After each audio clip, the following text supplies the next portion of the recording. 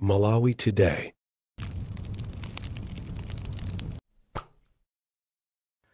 Kaya mwaswera bwanji abale anzanga, amalawi anzanga, konse komwe muli chifukwa ndikutchula kuti amalawi anzanga popeza grupu iyi ndi amalawi. Ngati muli munthu waziko lina ndi kuti anangobisalira sakuyankhulamo cholinga chokuti mwina azitenga ma information, koma ndikukhulupirira kuti tonse ndi amalawi ngakhale amene simuli pa grupu apa. Mwaswera bwanji. Ine mtumiki okondedwa mwa Ambuye PFM Phiri, pamene ndamvera audio yokhuzana ndi m'bale wathuyu DC Mr. Boni Kalindo, imene ndithu amatiyimirira mu dziko la Malawi, makamaka pakuwalankhulira amalawi pa zomwe akufuna komanso kumenya ufulu, cholinga chokuti wina lese akapezeke ali ndi ufulu mu dziko la Malawi. Monga dziko lathu ndi dziko la ufulu, ngakhale anthu ena kuliyesera kuti likhale la ulamuliro umodzi, koma tonse tikudziwa kuti dziko la Malawi ndi la ufulu. So wina aliyense ali ndi ufulu wakuyankhula, wakupanga business, wakugwira ntchito kapena wakupanga chilichonse chimene chili chothekera, komatu chikhale chabwino osati choononga. Uwu ndi ufulu wabwino, koma ufulu woyipa ndiye kuti umakhala oononga, umakhala wokupha, umakhala wa sataniki, umakhala wa afiti, umakhala anthu opanda chifundo.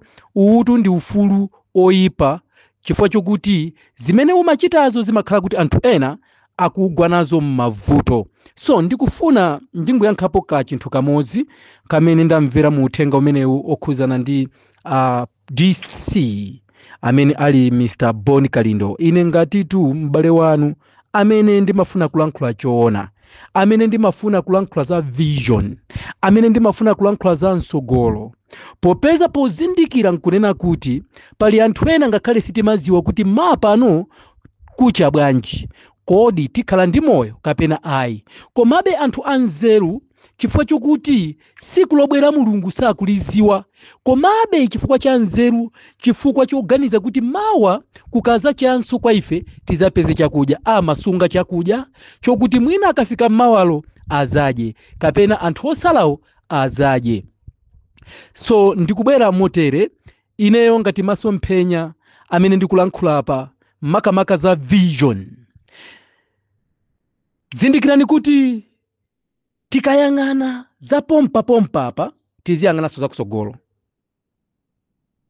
Tikakhala pa ziko pano tiziziwa kuti kumwambaku Yesu azabwera siku lina kuzaweruza ziko, Mulungu azalimba lipenga siku lina kuzaweruza ziko. Sonyeza kuti chilichonse chimene tingamachite tiziyang'ananso kusogolo, kuti kodi kusogolo kukuzazanji, kodi ngati kuzaze choyipa ndingachikonzekere motani. Pamenepo timati ndi nzeru.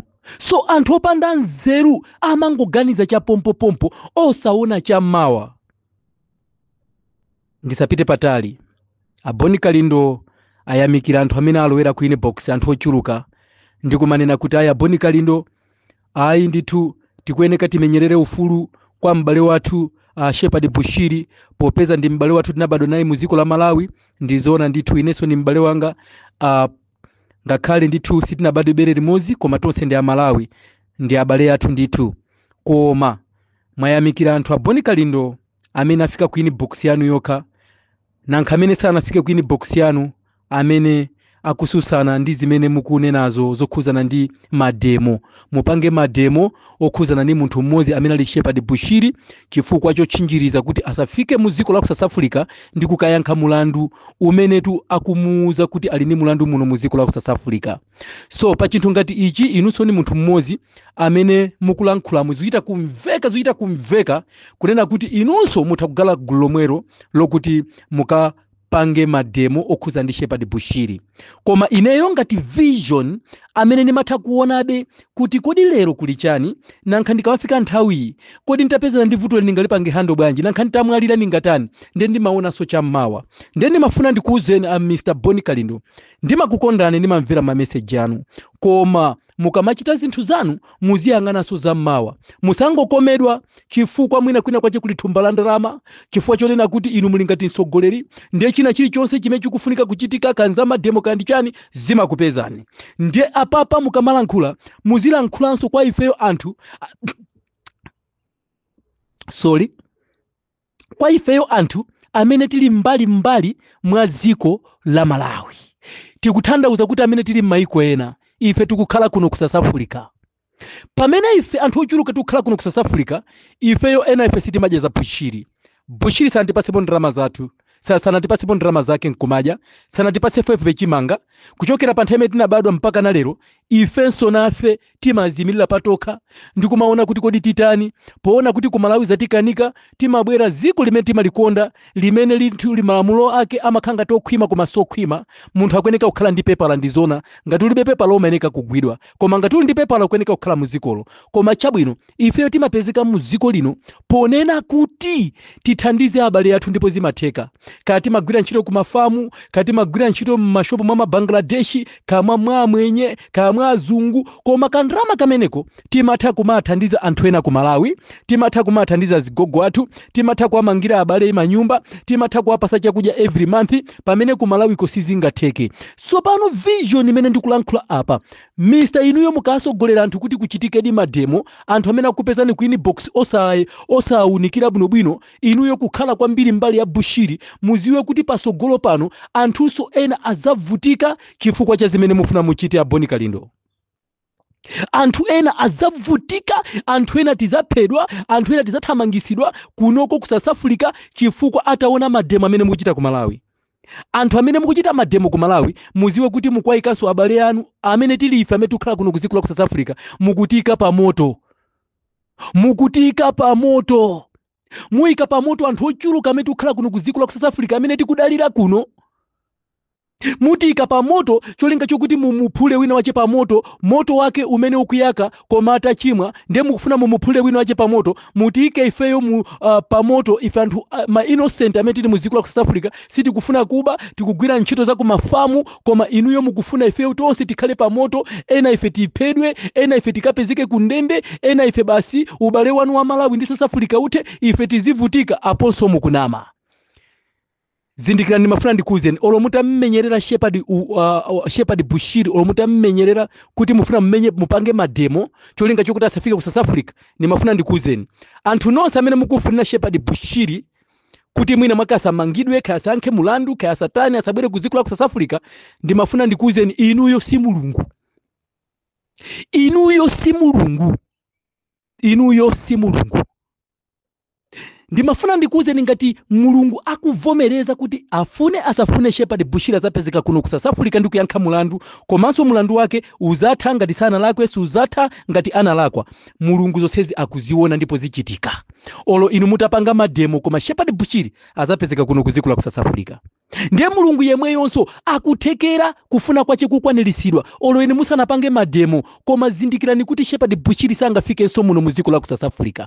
Chifukwa mulungu amaona zakusogolo, maso wake amaona kwina kulikonse. Ife maso athu ndi afupi, sitimatha kuona, ndi chifukwa so Boni Kalindo mukunguyang'ana za pompopompo, chifukwa choti maso athu sitiyang'ana kutali. Inenso maso anga sayang'ana kutali, koma inuyo simukuyang'ana za mmawa, mukunguyang'ana za pompopompo chifukwa choti mukufuna mchere, mukufuna sugar, mukufuna kuti banja lanu lizidya, mukufuna kuwalimbikitsa anthu zoyipa, osaona kuti kusogoloko anthu ena amene ali ku South Africa azuzika, azaphedwa kusogolo kuno, ndipo azaona ngati amalawi amene mukuchita mademo ndiye kuti mukuchallenge dziko la ku South Africa, ndiye kuti niyo mukuzitenga amphamvu zosatira zake a South Africa tipyera mtima kuno kuti mwaona amalawi akunkaniza Shepherd Bushiri kufika kuno akuzichallenge amalawi osazipita kwawo.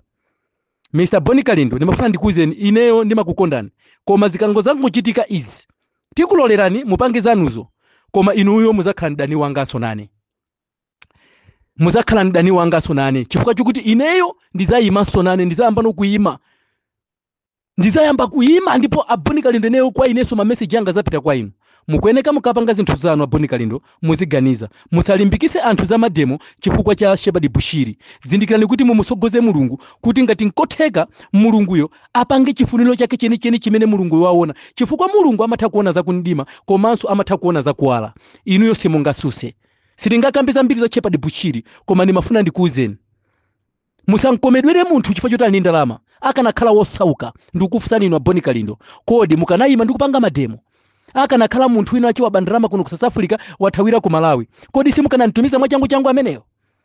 Ndimafuna ndikufunse kodi mukanampangira mademo kuti munthu uyu anaba ndalama basi musampitise ku dziko la South Africa, mukanampangira mademo chifukwa chokuti ndi osauka, ndiye chifukwa choti inu mmatiyimirira, chifukwa choti inu mmalankhula mukufuna kuti mupange dziko lonse la Malawi kuti ife tikhale opusa. Ife sitizasapota fano, sitizapembeza fano, sitizapembeza sataniki, sitizaopa sataniki. Bushiri so silimamuopa. Ineso ndine Prophet PFM Phiri, mumuze.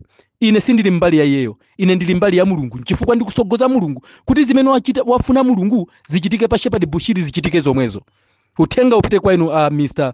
Boni Kalindo. Ine ndine PFM Phiri, sindiopa, mwana wopya mwauzimu.